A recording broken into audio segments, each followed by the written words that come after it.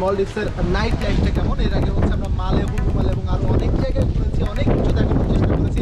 কিন্তু অ্যাকচুয়ালি যদি আপনি নাইট লাইফ আনভেল করতে চান, এক্সপ্রেস করতে চান, তাহলে কিন্তু আপনাকে হচ্ছে কোনো না কোনো রিসোর্টে আসতে হবে। কারণ আমরা জানি মলদ্বীপস হচ্ছে মুসলিম কান্ট্রি, তার কারণে বেশ কিছু রেস্ট্রিকশন রয়েছে। অ্যালকোহল, নো ডিস্কো, নো পাব, নো স্পা, অলমোস্ট কিছু জায়গায় স্পা আছে, তবে সেগুলো কিন্তু অনেকটা সিক্রেটে চলে। তবে আপনি যদি কোনো রিসোর্টে চলে আসেন, টুরিস্ট কার্ডের জন্য সব কিছু ফ্রি, তার সব কিছুই আপনাকে দেখানোর চেষ্টা করেছি।